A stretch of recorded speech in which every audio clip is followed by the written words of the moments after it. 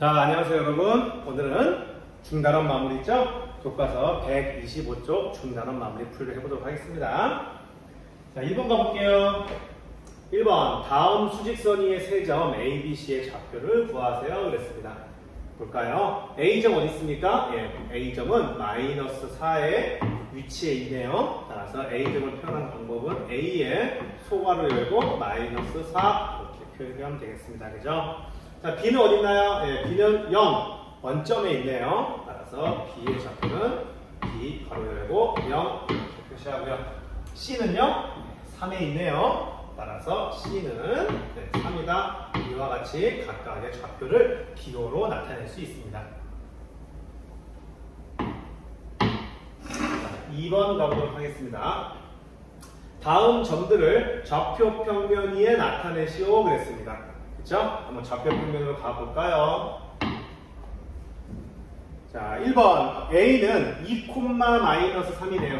2,-3 보니까 가로로 2, 세로로 마이너스 3. 그쵸? 그러면 2, 그럼 가로로 2만큼 가고요. 마이너스 3 아래로 3칸 내려가면 되겠다. 그죠? 따라서 2,-3 여기다가 동그라미 치고 A라고 표현해주면 될 것 같아요. B는 마이너스 4,-1. 자, 마이너스 4, X축 마이너스 4. 하나, 둘, 셋, 넷. 마이너스 4 여기 있네요. 그리고 마이너스 1. Y축에 마이너스 1. 마이너스 4와 마이너스 1이 만나는 점, 이 점을 B로 표기해도 되겠죠. 이와 같은 방법이 있고요. 이와 같은 방법 두 가지 다 알아두시면 좋을 것 같아요. C는 3,0. C는 3,0 어디 있습니까? X3 그리고 Y는 0. 네, 이 점이 C가 되겠네요.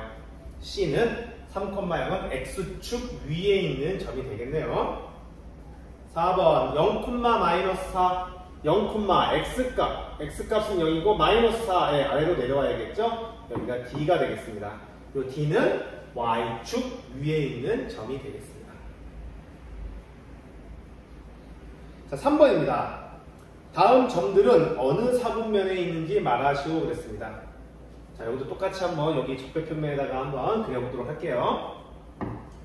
이거를 지우고요. 3번 1번 A는 2,4. 자, 여기다 적어볼까요? 선생님 이렇게 적을게요. A는 2,4 B는 5,-1 C는 마이너스 3,6 D는 마이너스 4,-2입니다. 자, 우선 점으로 찍어보고 한번 그런 다음에 한번 문제를 풀어보도록 할게요. 자, 2,4 네, 여기 있겠네요. 요거가 2,4가 되겠네요. A점. B는요, 5,-1 5,-1 얘가 B점 되겠죠. C는 마이너스 3,6 마이너스 3,6 6 여기 위로 올라가겠네요. 한 요 정도 있겠다. C가 될 것 같고요. D는 마이너스 4,-2 마이너스 4,-1 예, 이 점이 D가 되겠습니다. 우선 점을 찍고 나면 몇 사분면에 있는지 우리 쉽게 알 수 있죠? 보시면 A는 여기가 1사분면 되겠죠? 1사분면 C가 2사분면 그리고 D가 3사분면 B가 4사분면이 되겠죠? 답을 쓸 때는 제4사분면 이렇게 적어주시면 됩니다.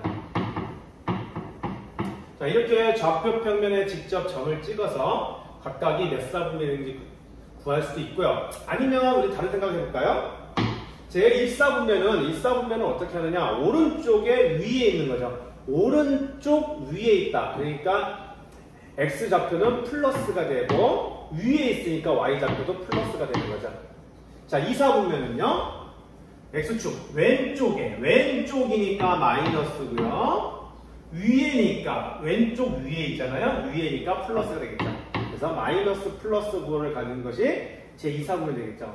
반면 3사분면은요. 왼쪽 아래에 있네요. 왼쪽 아래. 왼쪽이니까 마이너스고요. 아래니까 마이너스가 되겠죠. 그래서 X좌표도 마이너스, Y좌표도 마이너스. 제4사분면은요. 오른쪽 아래에 있죠. 오른쪽 아래니까 오른쪽이니까 뭐야? 플러스고요. 아래니까 마이너스. 그래서 이런 식으로 각각의 사분면에 대한 X좌표와 Y좌표의 부호가 무엇인지 인식을 하고 있어야겠어요. 그죠?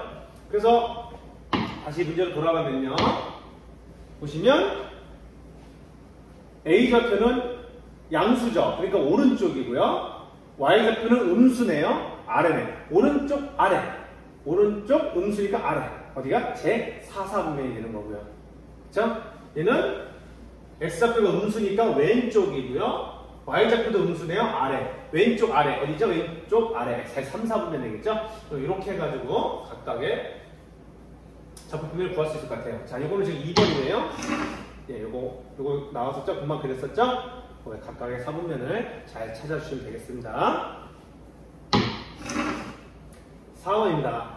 오른쪽 그래프는 작년 11월부터 올해 9월까지의 도시가스 요금을 나타낸 것이다. 도시가스 사용량이 증가하는 시기. 도시가스 사용량이 증가한다. 자, 5월, 11월, 1월, 3월, 5월, 7월, 9월 가는데 도시가스 사용량이 올라가네요. 올라갑니다. 보니까 사용량이 증가하는 기간 바로 요 기간 되겠죠. 요 시기를 말해주세요. 그럼 뭐라고 해야 되겠습니까? 네, 11월과 1월 사이가 되겠죠. 11월에서 1월 사이. 11월에서 1월 사이. 여기서 물결 표시해도 될 것 같고요. 11월에서 1월 사이 또는 한글로 12월에서 1월 사이라고 쓰면 될 것 같아요. 2번은요. 도시가스 사용량이 감소하는 시기. 자, 감소하는 시기가 뭡니까? 네, 이쪽이 쭉 계속 감소하죠? 그러면 1월부터 9월까지. 이렇게 답을 적어도 되겠죠. 1월부터 9월까지. 또는 1월에서 9월 사이. 이렇게 되는 거죠. 그죠? 3번. 도시가스 사용량이 가장 많은 달. 네, 딱 봐도. 도시가스 사용량이 어느 때 제일 많아요? 네, 1월에 가장 많다는 걸 알 수가 있겠죠. 이렇게 그래프를 보고 여러분들이 분석하는 능력만 가지면 될 것 같아요. 5번 가보겠습니다. 2점 3,a 플러스 4와 b-5,-2가 각각 x축, y축 위에 있을 때, 그죠? 있을 때 a, b의 값을 구하시오. 각각 x축, y축에 있대요. 아까 얘기했죠? x축, y축에 있다는 뜻은 무엇입니까? x축 위에 있다는 것은 여기 있다는 거예요. 여기 선상에 있다는 거예요. 그죠? 이러한 점들이 x축 위에 있는 점들이죠. x축 위에 있는 점의 특징은 뭐야? 바로 네. y좌표가 0이라는 거죠. y값, 여기는 x값이 변할지언정 y값은 항상 다 0이라는 사실을 알 수 있고요. 반면에 y축 위에 있다는 건 무슨 뜻일까요? 여기 있다는 얘기거든요. 여기가 있는 점들이 y축 위에 있는 점입니다. y축에 있는 점. y축에 있는 점들은 y값은 변할지 몰라도 항상 x값은 얼마예요? 0이라는 걸 알 수 있죠. 그래서 y축에 있다 그러면 x좌표의 값이 얼마다? x좌표의 값이 얼마다? 0이다 라는 걸 알 수 있습니다. 따라서 이 문제를 푸는 방법은 여기 보이네요. 자, 얘는 x축 위에 있다 했으니까 y좌표 바로 뭐예요? a 플러스 4가 0이다 라고 풀면 되겠죠. 따라서 a는 플러스 4를 이항하면 마이너스 4가 되겠죠. a는 마이너스 4가 되는 거고요. 반면에 이 점은 y축 위에 있다 그랬습니다. y축이 있다는 건 x좌표인 b-5가 얼마다? 0이다라는 뜻이겠죠. 따라서 b는 마이너스 5를 이항하면 되겠죠? b는 5가 되겠습니다. a는 마이너스 4, b는 5가 되겠네요.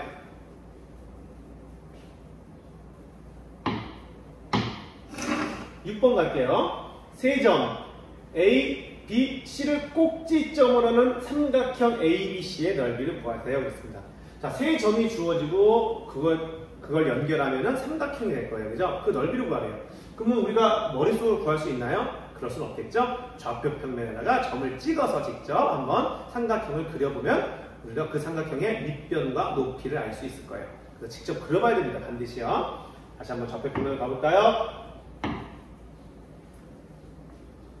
A점이 마이너스 4,3이라고 그랬네요. 자, 마이너스 4,3 어딨니?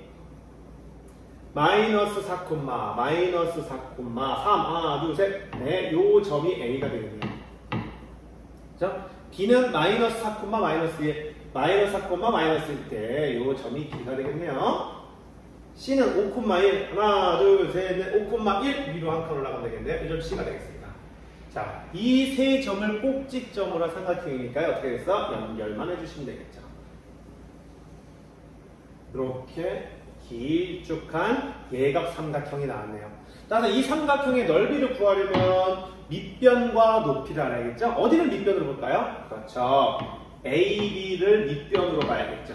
AB를 밑변으로 보고요. 높이는 C에서다가 밑변에 내린 수선. 요 길이가 바로 높이가 될 것 같아요. 그럼 밑변의 길이 볼까요? 자, A랑 B 사이의 거리죠. 자, A는 어디서 뭐라고 했어요? 네, A의 여기는 3이라고 했어요. Y좌표가 3. 그리고 B의 Y좌표는 마이너스 1이에요. 3에서 마이너스 1까지의 거리가 되겠죠. 그죠? 하나, 둘, 셋, 넷. 얼마예요? 밑변의 길이는 4가 되겠네요. 3에서 마이너스 1까지의 거리니까 어떻게 구하는 거예요? 3에서 마이너스 1을 빼주면, 두 점의 좌표를 빼주면 두 점 사이의 거리가 되거든요. 그래서 얼마다? 4다 라는 걸 알 수 있고요. 반면에 높이는요. 높이는 여기 C점 얼마입니까? 5에서 여기 얼마예요? 이 점 좌표가? 마이너스 4입니다. A와 B의 여기 X좌표가 마이너스 4고 여기는 5예요. 따라서 마이너스 4에서 5까지의 거리 얼마가 되겠어요? 바로 9가 되겠죠. 바로 5에서 마이너스 4의 점의 좌표를 뺀 9가 바로 높이가 되겠다는 거죠. 9가 되겠죠? 따라서 삼각형의 넓이를 구하는 공식에 의해서 넓이를 구하면 될 것 같아요. 삼각형의 넓이를 구하는 공식은 2분의 1 곱하기 밑변 4 곱하기 높이 9 되겠죠? 따라서 약분을 해주고요. 약분하면 2, 9, 18 되겠습니다. 따라서 세 꼭지점을 하는 삼각형의 넓이는 18이다. 이와 같이 구할 수 있습니다. 이런 문제가 주어질 때 반드시 좌표편에 점을 찍어서 삼각형의 넓이를 구해야 된다는 거 잊지 마세요. 고등학교 가면은 뭐 세 점이 주어졌을 때 삼각형 넓이도 바로 구하는 그런 방법도 있긴 해요. 그렇지만 여러분들은 중학교 과정에서는 이렇게 구하는 게 정답입니다. 다음 문제 넘어가 보죠. 7번입니다. 점 PA, B가 제2 사분면에 있을 때 다음 점들은 어느 사분면에 있는지 말하시오 그랬어요. 이 문제 같은 경우는 바로 이렇죠. A, B가 제2 사분면이 있대요. 자, 2 사분면은 어디예요? 이쪽이 2 사분면이 되겠죠. 왼쪽 위에 있습니다. 왼쪽 위에니까 뭐예요? X좌표는 왼쪽이니까 마이너스고요. 위에니까 플러스입니다. 즉, 요거를 이렇게 나타내는 게 아니라 AB라고 했으니까요. A, X좌표인 A는 음수라는 것을 이렇게 표현해요. A는 0보다 작다. 반면 B는 양수가 되겠네요. B는 0보다 크다. 이게 음수와 양수를 표현하는 방법입니다. 자, 이 점들이 이렇게 주어졌을 때 1번 B, A. 자, B, A. Q죠. B는 지금 양수잖아요. 양수. 그러니까 플러스라는 얘기고요. 그죠? A는 음수잖아요. 마이너스라는 얘기네. Q라는 점은 플러스, X좌표는 플러스, Y좌표는 마이너스. 즉, 플러스니까 오른쪽, 마이너스니까 아래, 오른쪽, 아래, 오른쪽, 아래. 이 부분이죠? 그래서 제 몇 사분면에 있니? 제 4사분면에 있게 된다는 거죠. 자, 2번 가볼까요? R은요, R은 마이너스 A라고 했어요. 마이너스 A. A가 음수예요. 음수인데 거기다가 마이너스 붙였어. 음수의 음수. 뭐가 되죠? 양수가 되겠죠. 플러스가 되는 거고요. B는 이미 양수라고 했어요. 플러스. 오른쪽 위에. 제 1사분면 제 1사분면 되겠죠. 3번 X 볼까요?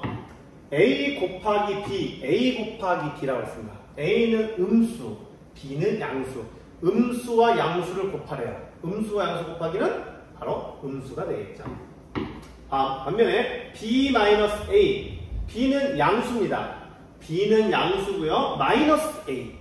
A가 음수잖아요. A가 음수인데 마이너스 A. 양수가 되겠죠. 따라서 B 양수고요. 마이너스 A 양수입니다. 양수와 양수의 합이니까 양수가 되겠죠. 마이너스는 왼쪽 플러스 위. 왼쪽 위. 몇 사분면? 제 2사분면이 되겠죠.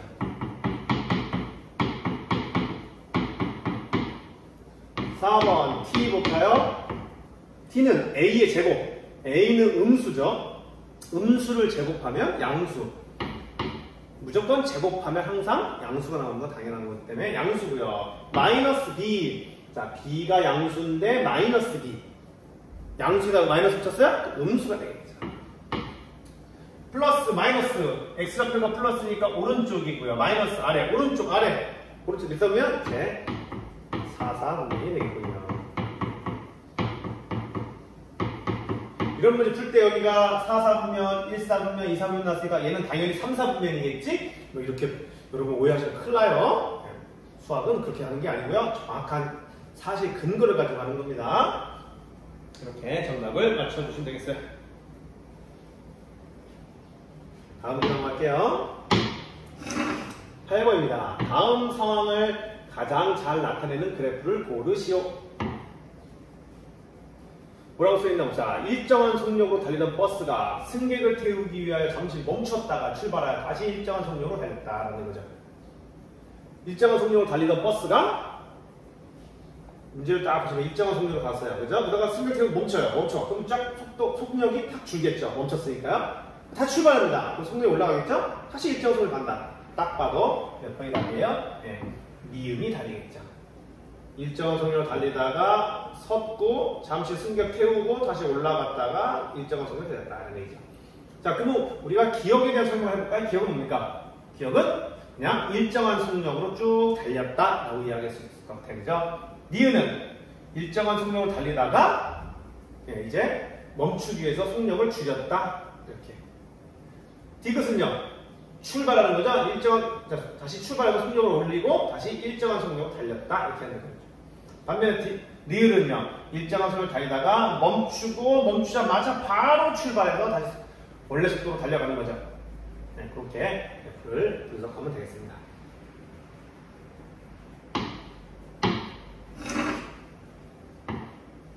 (9번) 오른쪽 그래프는 어떤 풍력 발전기의 풍속에 따른 발전량을 나타낸 것이다. 왜 답하시오. 발전을 시작할 수 있는 풍속을 구하시오.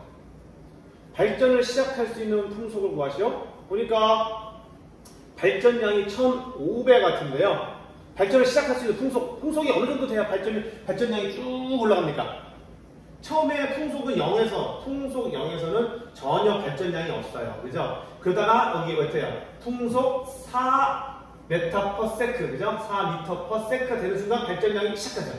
발전이 시작이 돼요. 발전량이 킬로와트시라고 그러죠? 킬로와트시가 시작이 되네요.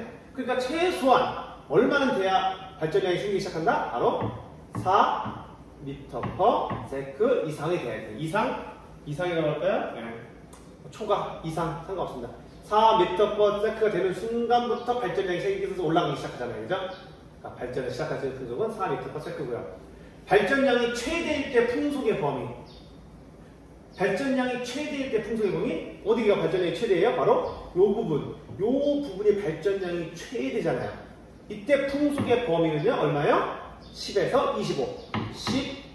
10m/s에서 25m/s. 요게 바로 발전량이 최대일 때 풍속이고요. 그때 발전량은 얼마로 써 있어요? 네, 1500이라고 되어 있죠? 1500kWh라고 되겠네요. 이와 같이 정하면 되겠다.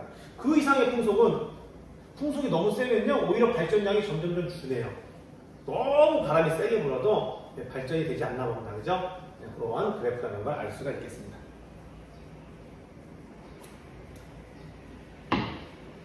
10번 가볼까요? 다음 그래프는 오른쪽 그림 같이 밑면의 반지름이가 서로 다른 두 원기둥 모양의 물병 A, B가 있네요. 매초 일정한 양의 물을 받을 때 물을 받는 시간 X에 대한 물의 높이 Y, X초에 대한 물의 높이 Y cm가 때문에 각 물병에 해당하는 그래프가 어느 것인지 모르고 그 이유를 설명하시오.